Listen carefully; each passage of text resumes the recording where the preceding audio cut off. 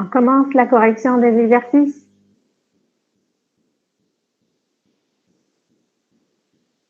On vous écoute, madame. Ok, d'accord.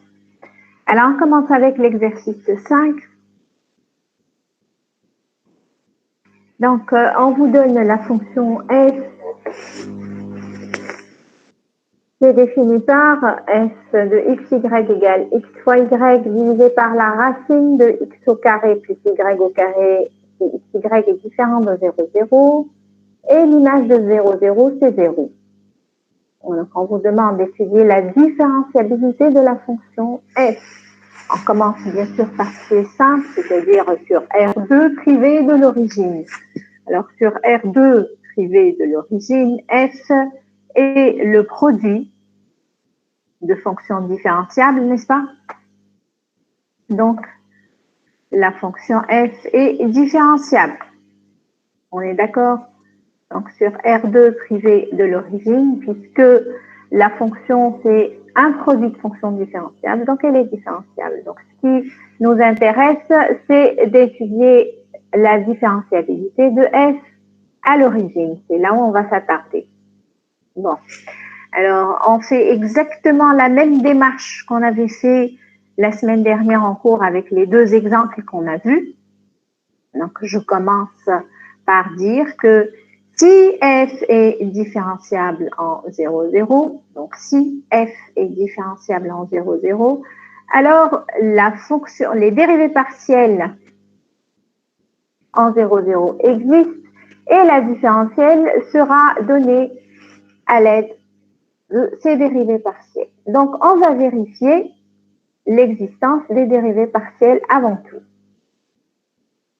Bon. Donc, pour vérifier l'existence des dérivées partielles, il faudra calculer f de t0 moins f de 0, 0 sur t. Donc, on va calculer la limite de cette quantité-là quand t tend vers 0. Donc, ça sera égal à 0 moins 0 sur t. Ça vaut 0 déjà avant, même de passer à la limite quand t tend vers 0. Donc, et ça va être aussi la même chose pour f de 0t moins f de 0, 0 sur t, puisque là, j'ai une fonction qui est symétrique, f de xy vaut f de yx. Donc, j'aboutis ici au fait que les deux dérivées partielles de f par rapport à x et par rapport à y existent au point 0, 0 et toutes les deux, elles sont nulles. On est d'accord? Donc, si jamais la fonction f est différenciable en 0, 0, alors la différentielle sera tout simplement la fonction nulle. Elle ne peut être que la fonction nulle. Si, bien sûr, la fonction f est différenciable en 0, 0. Vous suivez? Oui, madame. Donc, pour pouvoir affirmer ou pas l'existence de cette différentielle, comment? C'est bon?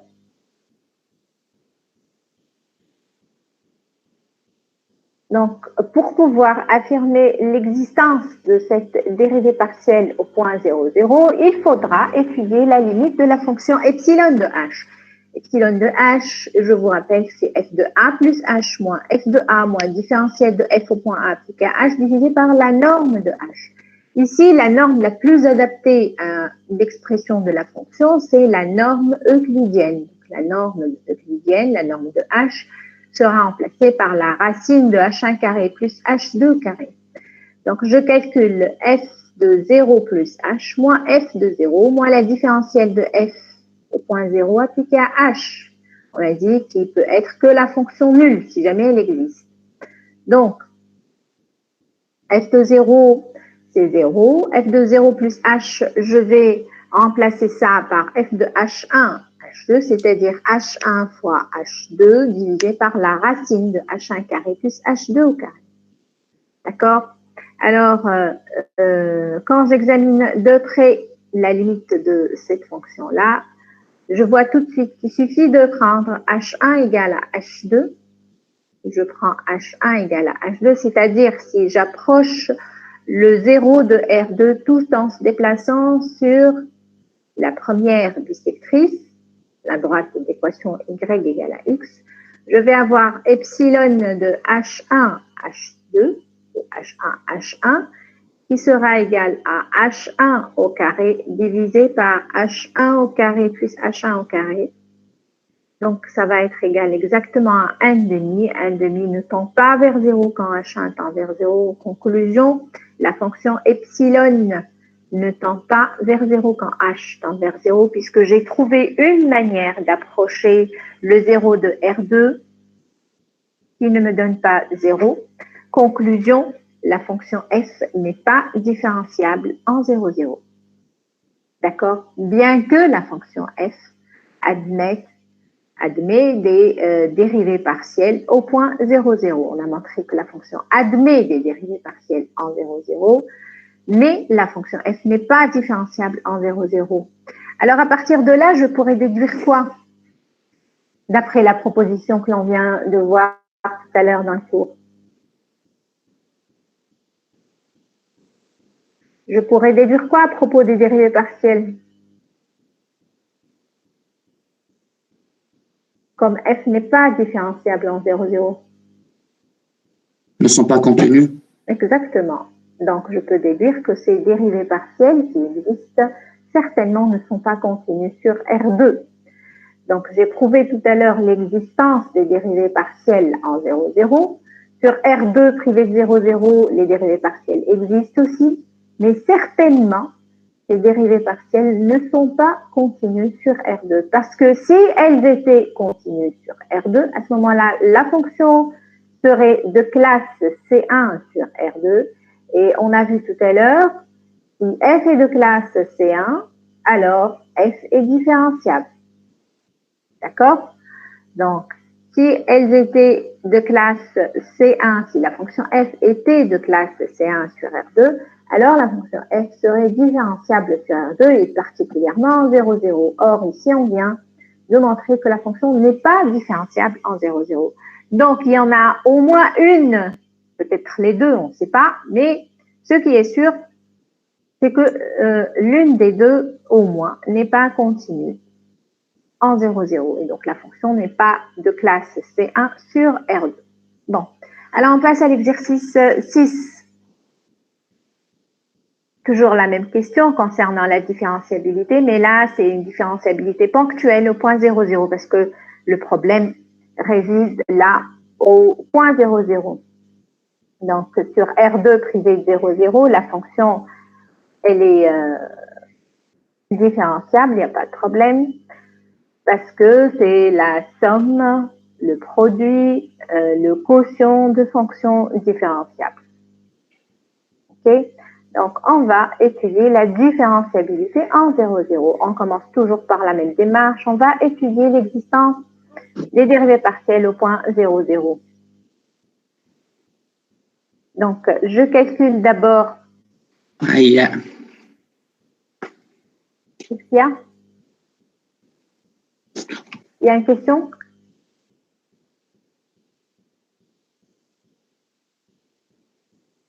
Bon.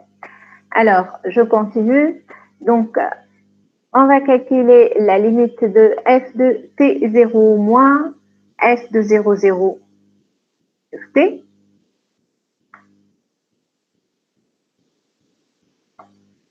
Donc, je remplace ici y par 0. Ça va me donner 1 moins exponentielle 0 sur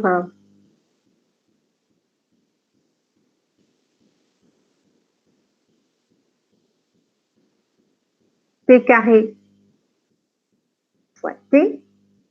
D'accord? J'ai remplacé f de t0 par 1 moins exponentielle 0 sur t au carré. Vous allez avoir t au carré plus 0 au carré, donc ça va donner t au carré. Le tout divisé par t. En fait, ça va faire 1 sur t au cube, 1 moins exponentielle 0, donc 1 moins 1, ça va faire 0 sur t au cube, donc ça fait 0, ça tend vers 0 quand t tend vers 0. Donc, vous allez avoir la dérivée partielle de f par rapport à la première variable au point 0, 0 qui est nul. La même chose, là vous avez une symétrie, f de xy c'est la même chose que f de yx, donc vous avez aussi la dérivée partielle de f par rapport à la deuxième variable y au point 0, 0 qui est nul. Donc si f est différenciable, alors la différentielle de f à l'origine ne peut être que la fonction nulle, encore une fois. Alors on va passer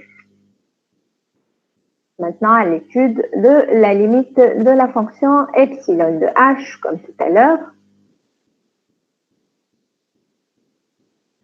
Alors, epsilon de h est donné par l'expression suivante, donc f de h1, h2, moins f de 0, 0, moins la différentielle de f au point 0 appliquée à h, qui est la fonction nulle, divisé par la norme euclidienne de h.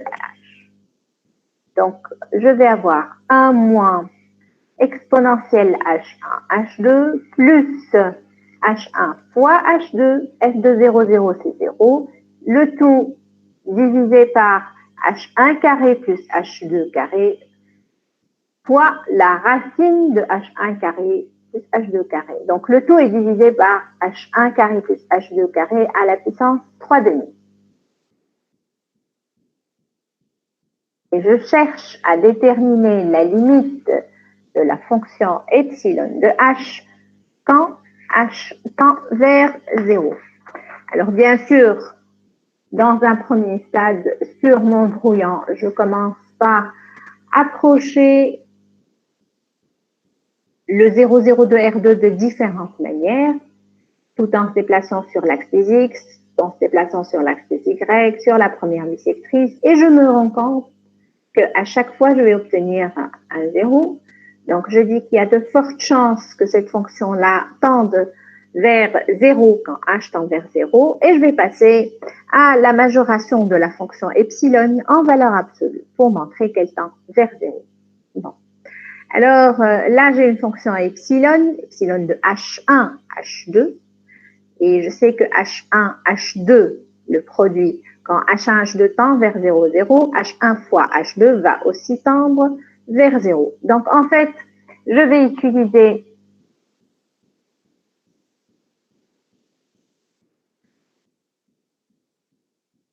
le développement limité de la fonction exponentielle u.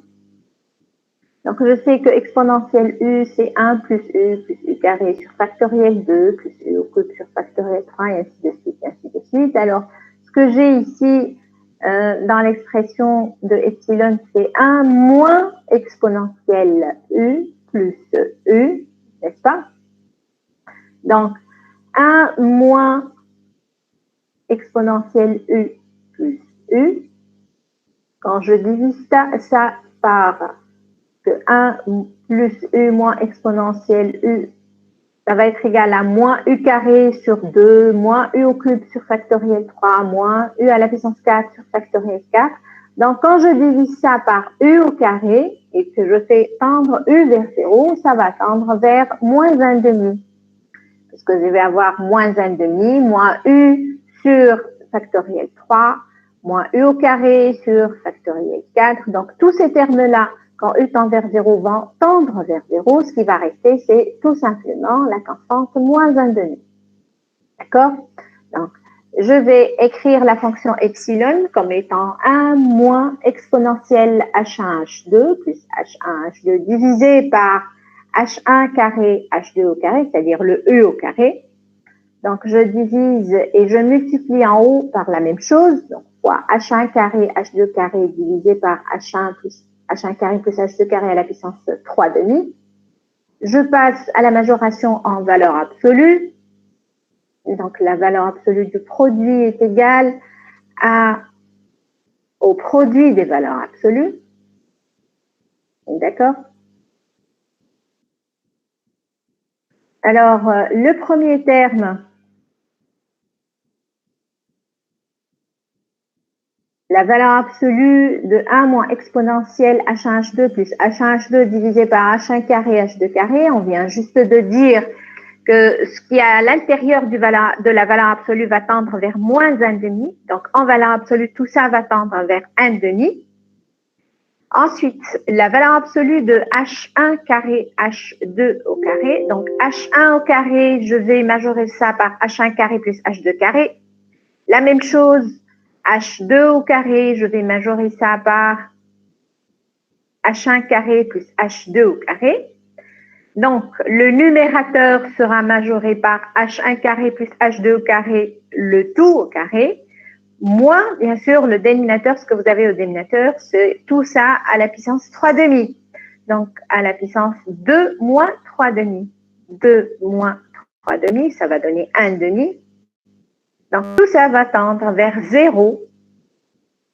Ça fait exactement la norme euclidienne de H1, H2. H1 carré plus H2 carré à la puissance 2 moins 3,5, c'est-à-dire à la puissance 1,5.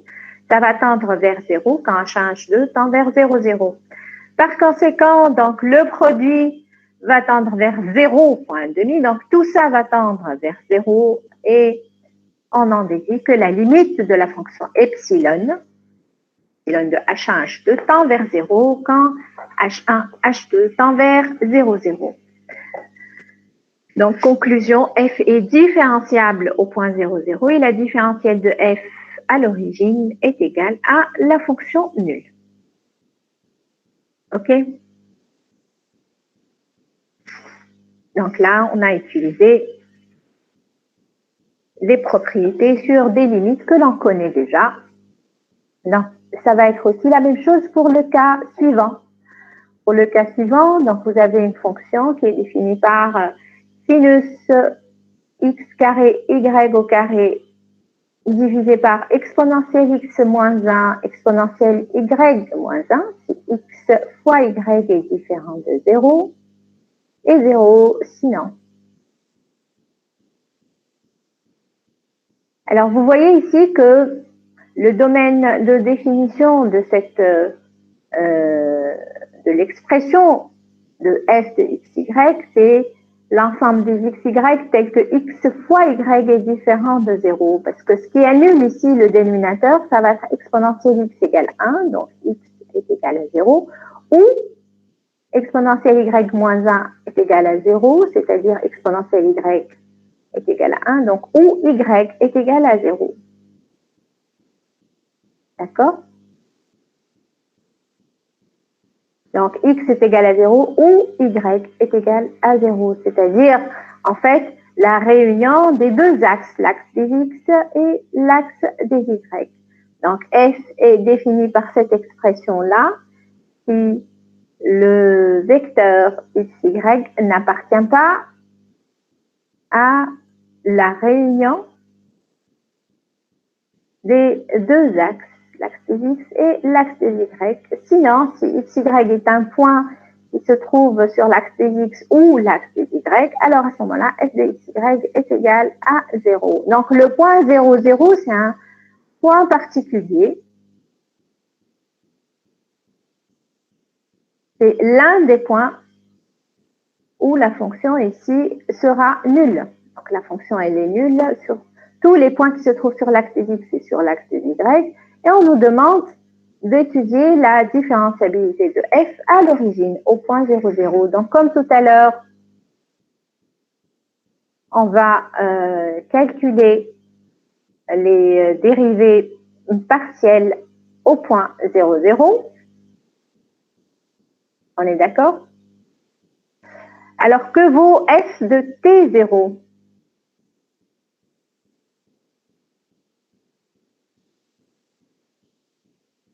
Je répète ma question, j'attends une réponse. Que vaut f de t0? C'est 0. Pourquoi c'est 0? Car on a y égale à 0, donc elle est égale à f de... C'est x, 0 égale à 0. Oui, donc on est dans le deuxième cas.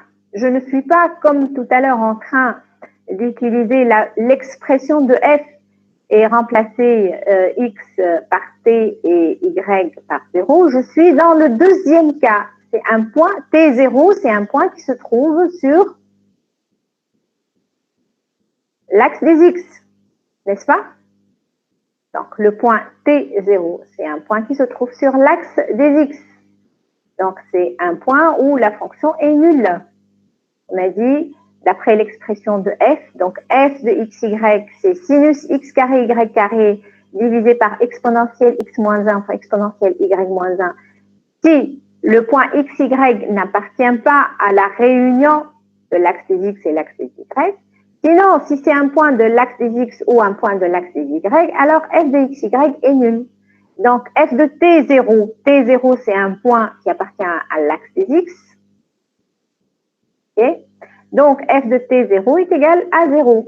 Donc, je vais avoir 0 moins 0 sur t et ça vaut 0. La même chose, f de 0t aussi, ça vaut 0. Et donc, je vais avoir, bien sûr, une fonction f qui admet des dérivées partielles à l'origine et les deux dérivées partielles sont nulles. Donc, si jamais la fonction est différenciable, alors comme tout à l'heure, la différentielle de f à l'origine ne peut être que la fonction nulle. On va étudier la limite de la fonction epsilon. Epsilon de h, c'est f de h moins f de 0,0 qui est nul, moins la différentielle de f au point 0,0 appliquée à h qui est aussi nulle, divisé par la norme de h. Okay? Donc, je remplace f de h1, h2 par son expression.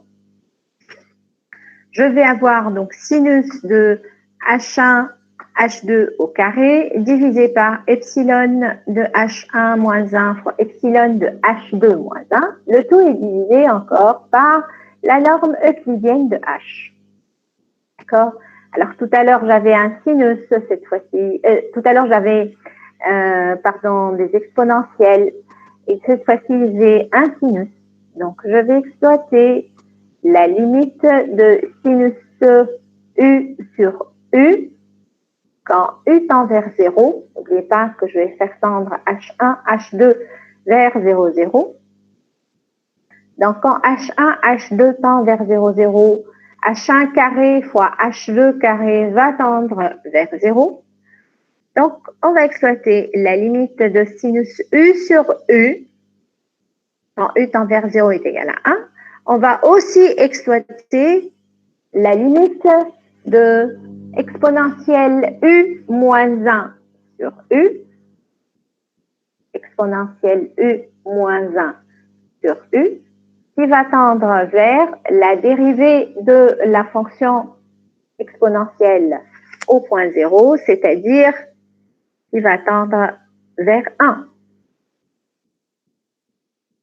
Donc, je vais diviser ici le sinus h1 carré, h2 carré par h1 carré fois h2 carré. Alors, quand je dis je vais diviser, donc je vais aussi multiplier par h1 carré fois h2 carré,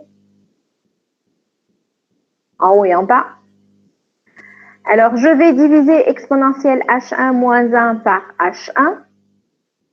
Et je vais diviser exponentielle h2 moins 1 par h2.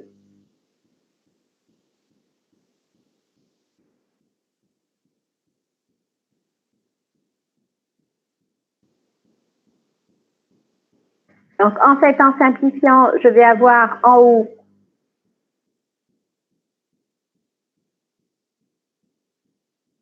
h1 fois h2. Je vais diviser exponentielle h1 moins 1 par h1, exponentielle h2 moins 1 par h2. Alors, je passe à la majoration en valeur absolue. Donc, je vais avoir le sinus h1 carré, h2 carré divisé par h1 carré, h2 carré en valeur absolue. H1 en valeur absolue qui est majoré par la racine de h1 carré plus h2 carré. H2 en valeur absolue qui est majoré par, encore une fois, la racine de h1 carré plus h2 carré, puisque en bas, j'ai déjà la racine de h1 carré plus h2 carré, donc il va me rester uniquement en haut la racine de h1 carré plus h2 carré qui tend vers 0 quand h1, h2 tend vers 0, 0, parce que c'est la norme euclidienne. Alors maintenant, ce qui concerne le sinus, donc j'ai sinus U sur U qui va tendre vers 1, en U tend vers 0. J'ai en valeur absolue exponentielle H1 moins 1 sur H1, ça va tendre vers 1. La valeur absolue de 1, c'est 1. Et j'ai en valeur absolue la même chose, exponentielle H2 moins 1 sur H2 qui va aussi tendre vers 1. Donc, à partir de là, je déduis que tout le terme qui est à droite va tendre vers 0, que j'ai la norme euclidienne qui tend vers 0. Donc, finalement, la limite de epsilon de H1, H2 tend vers 0 quand H1, H2 tend vers 0, 0. Donc, conclusion, f est différenciable au point 0, 0 et la différentielle de f au point 0, 0 est identiquement nulle. D'accord? Alors, on passe à l'exercice 7, l'exercice d'après. Donc, on vous donne deux fonctions f et g, toujours à valeur dans R2, toujours définies sur R2 à valeur dans R. Et on vous demande d'étudier la différentiabilité de ces deux fonctions-là, f et g, au point 0, 0. On commence bien sûr par le calcul des dérivées partielles comme d'hab. Alors, on va trouver donc ici deux valeurs nulles. Donc, si la fonction est différenciable en 0, 0, la différentielle de f au point 0, 0 sera la fonction nulle. On passe à l'étude de la limite de epsilon. Donc, epsilon de h, la première étape, c'est de remplacer la fonction f par son expression, donc écrire d'abord, ne pas commettre de faute de calcul dans l'expression de epsilon, il faut l'écrire correctement. Ensuite, sur mon brouillon, je vais, une fois que j'ai bien écrit mon expression, je vais commencer par approcher le point 0, 0 de différentes manières et voir si j'obtiens toujours 0 ou pas. Alors, il se trouve ici que si je me déplace sur la parabole, donc si je prends H2 égale H1 au carré, je vais avoir exactement, alors en haut, je vais avoir H1 au cube fois H1 au carré, donc je vais avoir H1 à la puissance 5. J'ai pris H2 égale H1 au carré. Hein. Donc en haut, je vais avoir H1 à la puissance 5. En bas, je vais avoir H1 à la puissance 4 plus H1 à la puissance 4. Donc, ça va me donner 2 H1 à la puissance 4. Et je vais avoir la racine de H1 au carré plus H1 à la puissance 4. Alors, dans cette racine-là, je peux mettre H1 au carré en facteur. Donc, la racine de H1 carré va me donner valeur absolue de H1. Et ce qui reste, c'est la racine de H1 carré plus 1. Alors, en simplifiant en haut et en bas par H1 à la puissance 4, il va me rester en haut H1 et en bas 2 fois valeur absolue de H1 divisé par la racine de H1 carré plus 1. Et bien sûr, quand H1 tend vers 0, H1 sur valeur absolue de H1, c'est plus ou moins 1 et ça ne va pas tendre vers 0 quand H1 tend vers 0. D'accord ? Donc, f n'est pas différenciable en 0, 0. Donc, n'oubliez pas, quand vous essayez d'approcher le point 0, 0, poussez vos recherches jusqu'à un point qui se déplace sur la parabole. Et vous commencez toujours par l'axe des X, l'axe des Y, la première bissectrice. Et vous pouvez bien sûr toujours aussi voir ce qui se passe si on se déplace sur la parabole. Alors maintenant, je vais prendre la fonction g qui ressemble beaucoup à la fonction f. On a exactement le même dénominateur concernant l'expression de la fonction sur R2 privé de 0, 0. Il y a juste ce qui change par rapport à la fonction f, c'est les puissances de x et de y dans le numérateur. Donc, pour f, c'était x au cube fois y, et pour g, c'est x fois y au cube. Donc, attention ici, il n'y a pas de symétrie dans l'expression de f et de g. D'ailleurs, quand on calcule les dérivées partielles, il faut faire les deux calculs. Donc, on va faire le calcul de g de t0 moins g de 0, 0 sur t. Et on va faire aussi le calcul de g de 0t moins 0, 0 sur t quand t tend vers 0. Alors, on se retrouve ici aussi dans les deux cas avec des valeurs nulles. Donc, si la fonction est différenciable en 0, 0, alors la différentielle ne pourrait être que la fonction nulle. Alors, je vais étudier, comme d'habitude, la limite de la fonction epsilon. Donc, epsilon de H1, H2, c'est G de H1, H2 moins G de 0, 0 qui est nul, moins la différentielle de G appliquée au point 0, 0 appliquée à H qui est nul aussi, divisé par la norme de H. D'accord? Alors, donc là, il y a une petite faute ici, c'est pas epsilon de H, c'est G de H moins G de 0 divisé par la norme de H. J'ai oublié de mettre ici la norme. Hein. Là, c'est pas H, c'est la norme de H. Alors, je remplace donc G de H par son expression, c'est-à-dire H1 carré, c'est-à-dire H1, pardon, fois H2 au cube divisé par H1 à la puissance 4 plus H2 au carré. Le tout est divisé par la norme de H. Alors, on remarque ici tout de suite, tout d'abord, bien sûr, quand vous faites les calculs sur vos brouillons et vous essayez d'approcher le 0, 0 de différentes manières, vous allez voir que vous allez toujours obtenir 0 cette fois-ci. Donc, on va tout de suite penser à ce que réellement cette fonction-là va tendre vers 0. Donc, l'idée, c'est de dire que H1 à la puissance 4 plus H2 au carré est supérieur à H2 au carré, parce que là, j'ai une somme positive, une somme de carrés. Donc, H1 à la puissance 4 plus H2 au carré est supérieur à H2 au carré. Alors, quand j'inverse, je vais avoir la majoration. Donc là, j'ai cherché une minoration du dénominateur de manière à ce que quand j'inverse, je vais inverser, 1 sur H1 à la puissance 4 plus H2 au carré sera majoré par 1 sur H2 au carré. Alors, puisqu'en haut, j'ai valeur absolue de H2 au cube, donc ce que je récupère, ce qui reste, c'est la valeur absolue de H2.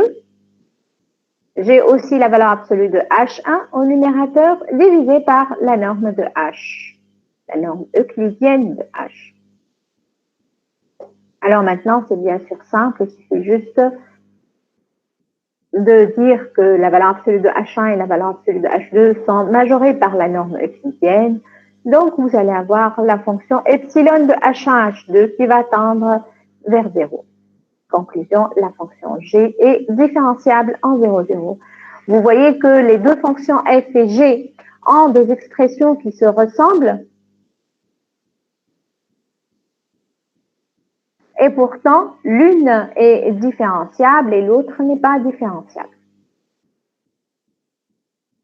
D'accord? Bon. Alors maintenant, on va corriger l'exercice,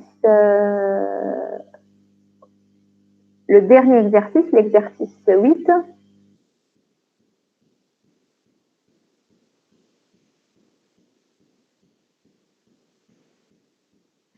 Alors, on vous dit, soit f, une fonction définie sur R2, de la manière suivante, une fonction à deux variables définie de la manière suivante. Donc, f de xy, c'est x carré y carré divisé par x carré plus y carré à la puissance p.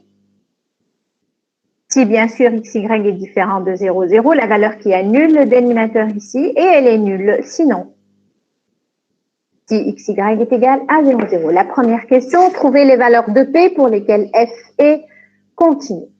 Donc, pour la continuité,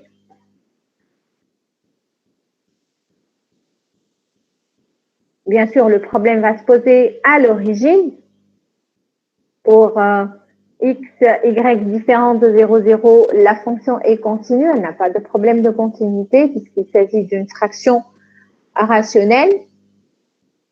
D'accord? Donc, quand on vous dit trouver les valeurs de P pour lesquelles f est continue, bien sûr, on va tout d'abord dire que sur R2 privé 0, 0, la fonction f est continue parce qu'il s'agit d'une fraction rationnelle. Bien évidemment, si le réel P est négatif, il n'y a plus de problème à ce moment-là, puisqu'il ne s'agira plus de fraction rationnelle, ça va être tout simplement un polynôme à deux variables x et y, et une fonction polynôme, elle est de classe C infinie. Donc, bien sûr, ici, dans cet exercice, ce qui nous intéresse, c'est le cas où P est positif. Hein. Bon, alors je vois tout de suite que si je me déplace sur l'axe, sur la première bisectrice, si je prends y est égal à x, f de x, c'est 1 sur 2 à la puissance p fois x à la puissance 4 moins 2p. Vous êtes d'accord?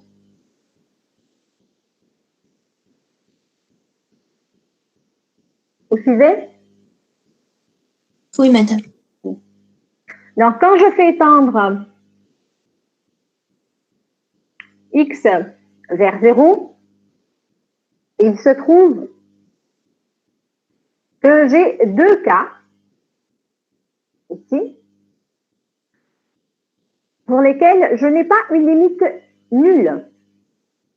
Le premier cas, c'est quand P est égal à 2, parce que quand P est égal à 2, je vais avoir ici tout simplement 1 sur 2 à la puissance 2, donc ça va tendre vers 1 quart.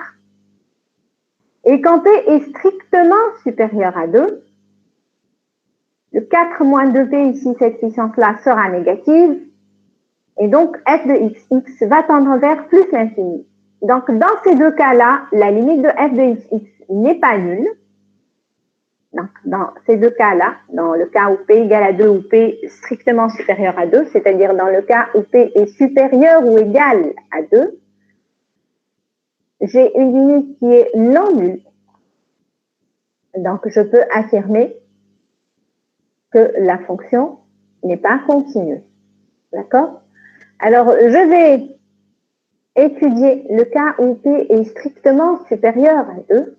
Donc, si P est strictement inférieur à 2, pardon, je vais avoir f de xy en valeur absolue qui est majorée par x de y2 divisé par la norme euclidienne à la puissance de p. Donc, x au carré, comme d'hab, est majoré par x au carré plus y au carré, donc la norme euclidienne au carré.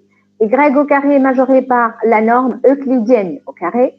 Donc, x au carré fois y au carré est majoré par la norme euclidienne à la puissance 4. Donc, je vais avoir à la puissance 4 moins 2p. Donc, la norme euclidienne à la puissance 4 moins 2p. Or, 4 moins 2p est strictement positif parce que je suis dans le cas où p est inférieur à 2. P est strictement inférieur à 2. Donc, f de xy va tendre vers 0 quand xy tend vers 0, 0. Donc, f sera continu en 0, 0.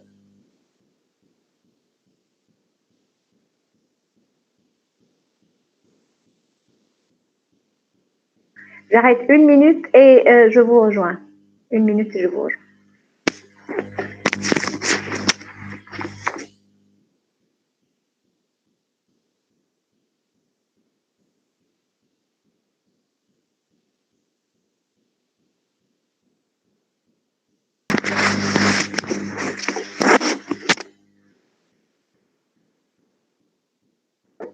Alors, je continue.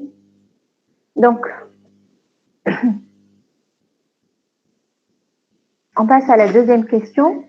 On vous dit, montrez que les dérivées partielles de f existent en tout point.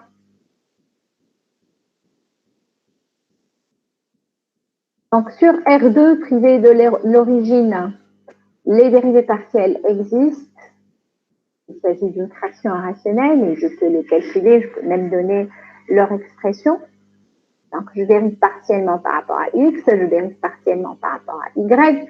Maintenant, au point 0, 0, je dois étudier l'existence des dérivés partiels à part, bien sûr. Donc, je calcule la limite de f de t 0 moins f de 0, 0 sur t, quand t tend vers 0. Et je fais la même chose aussi, je calcule la limite de f de 0t moins f de 0, 0 sur t, quand t tend vers 0.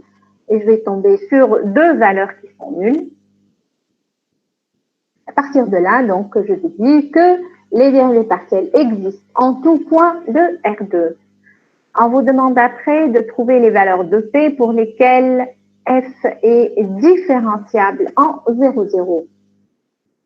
Bon, alors, d'après juste les calculs précédents, je sais que si F est différenciable en 0, 0, alors la différentielle de F au point 0, 0 ne peut être que la fonction nulle. Donc, je dois étudier la limite de epsilon de h. Je remplace dans la fonction, dans l'expression de epsilon de h, f de h par son expression. Donc, je vais avoir epsilon de h qui vaut h1 carré h2 carré divisé par h1 carré plus h2 carré à la puissance p plus 1 demi. D'accord? Alors, la fonction epsilon de h, je vais étudier sa limite quand h tend vers 0. Donc, elle me rappelle quelle expression la fonction de epsilon?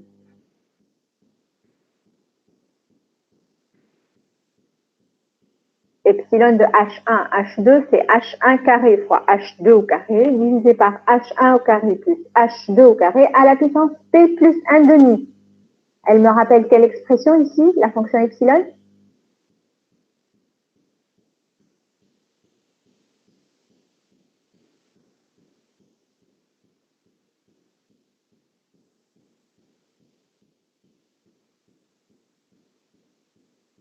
Vous êtes à l'écoute? L'expression de la fonction epsilon.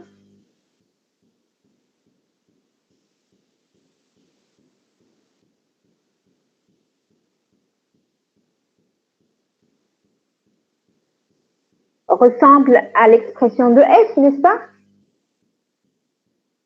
Elle ressemble à la... Oui.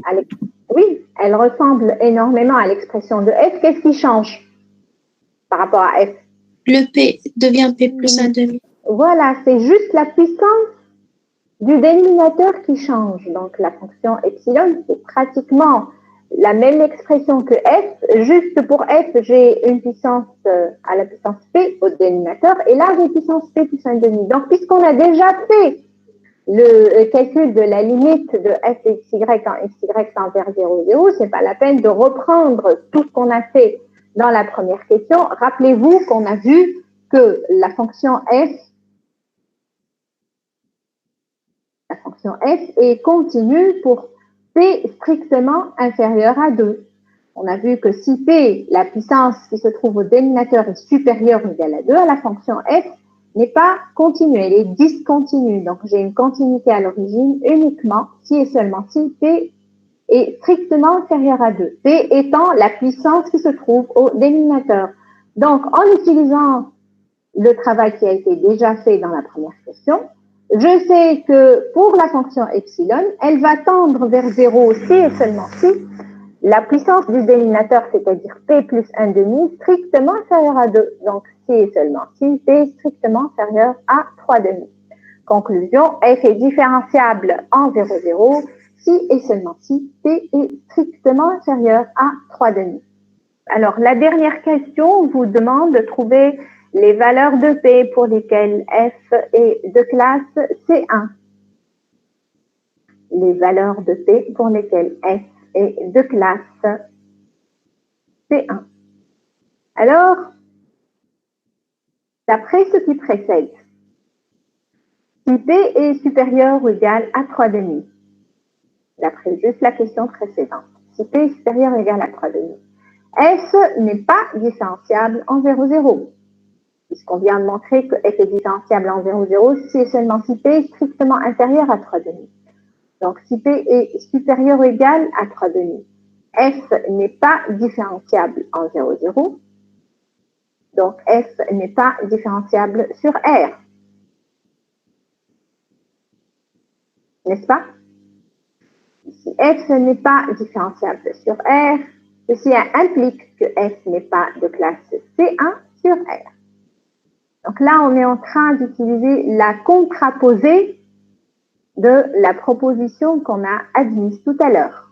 On a dit, si F est de classe C1 sur oméga, alors F est différenciable sur oméga. Donc la contraposée, si F n'est pas différenciable sur oméga, alors F n'est pas de classe C1 sur oméga. Donc là, on est en train d'utiliser la contraposée dans le cas, bien sûr, où P est supérieur ou égal à 3,5.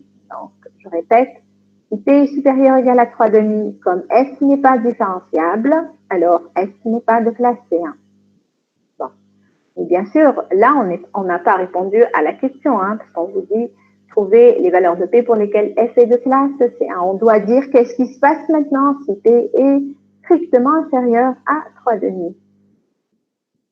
Alors, si P est strictement inférieur à 3,5, les deux fonctions dérivées partielles de F par rapport à X et dérivées partielles de F par rapport à Y, dont on a calculé les expressions tout à l'heure, elles sont toutes les deux continues sur R2 privées de l'origine.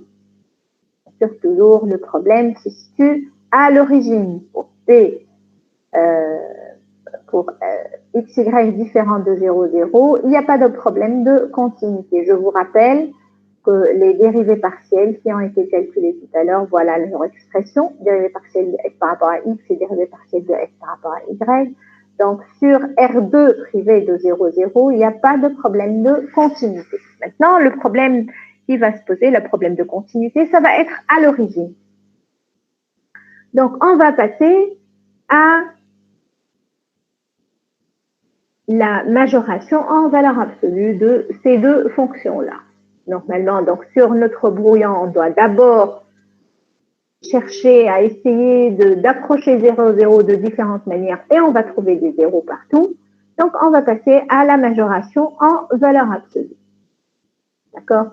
Alors, dérivée partielle de f par rapport à x au point xy, quand je majore en valeur absolue, je vais avoir en valeur absolue, ça va être majoré par 2 fois valeur absolue de x, y2, fois valeur absolue de 1 moins px carré plus y carré, divisé par x2 plus y2 à la puissance p plus 1. Okay?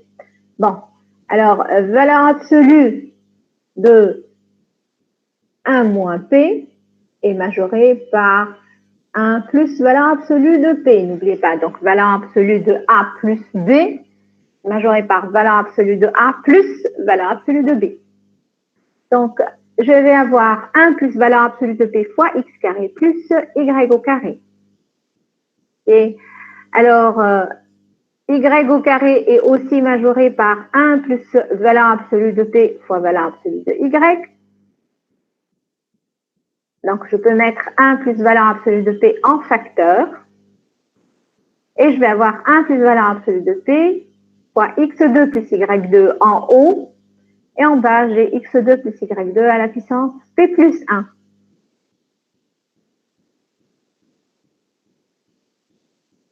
Alors, comme d'habitude, donc, je majore la valeur absolue de x par la norme euclidienne, donc racine de x2 plus y2, et je majore y au carré par x au carré plus y au carré. Pardon.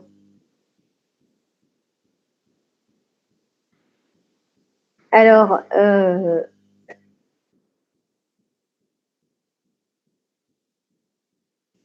fais la synthèse de tout ça. Donc, les constantes que je vais mettre en facteur, ça va être 2 fois 1 plus valeur absolue de P.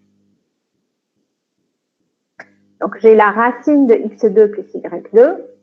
J'ai x au carré plus y au carré en haut à la puissance 2 et en bas à la puissance p plus 1. Donc, ça va faire x au carré plus y au carré à la puissance 1 moins p.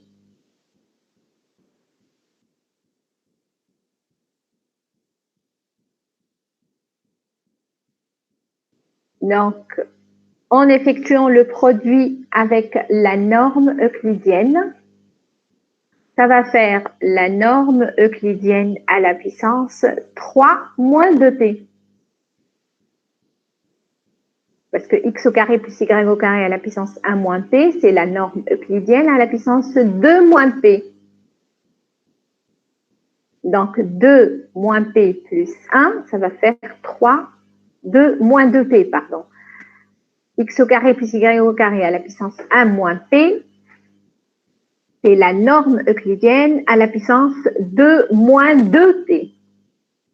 Donc, avec la norme euclidienne qui existe déjà, ça va faire la norme euclidienne à la puissance 3 moins 2p. N'oubliez pas qu'on est dans le cas où p est strictement inférieur à 3,5.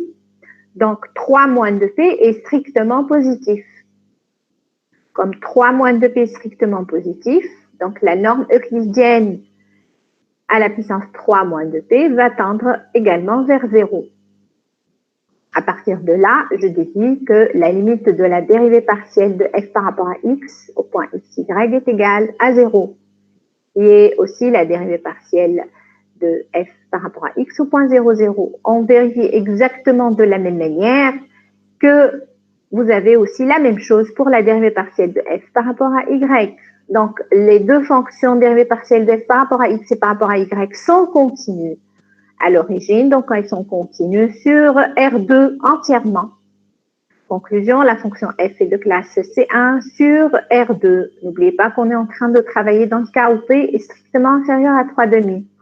Donc, on vient de montrer que si P est strictement inférieur à 3,5, alors f est de classe C1 sur R2.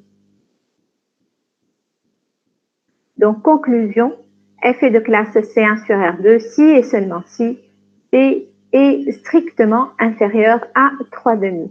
Donc, tout à l'heure, on a dit que si P est supérieur ou égal à 3,5, F n'est pas de classe sur R2. Donc, si P est supérieur ou égal à 3,5, F n'est pas de classe sur R2, non pas sur R1. Donc là, il faut rectifier, c'est sur R2, et n'est pas de classe C1 sur R2. Et si P est strictement inférieur à 3,5, on vient juste de voir que F est de classe C1 sur R2. Conclusion, F est de classe C1 sur R2 si et seulement si P est strictement inférieur à 3,5. OK? Donc, on a répondu ainsi à cette question-là. Bon, alors, je vais mettre donc le corrigé des exercices 5, 6, 7 et 8 sur la plateforme tout de suite. Vous allez les avoir. Je vais aussi mettre le corrigé de l'exercice 4 parce qu'il y a la deuxième question de l'exercice 4 qu'on n'avait pas terminé avec l'un des deux groupes. Donc, vous allez avoir aussi le détail du corrigé de cette question-là pour le groupe où j'ai pas terminé avec lequel j'ai pas terminé la correction de l'exercice 4. Alors, n'oubliez pas donc pour la semaine prochaine, s'il vous plaît, donc vous faites les exercices 1, 2 et 3. J'ai oublié de dire tout à l'heure 3 aussi. Hein. Donc, pour la série 3, dans la série 3, vous allez la trouver sur la plateforme. La série 3, vous faites les 3 premiers exercices. On va les corriger la semaine prochaine. Les exercices 1, 2 et 3 de la série 3. OK. Alors, bonne journée. Je vais m'arrêter là. Merci, madame.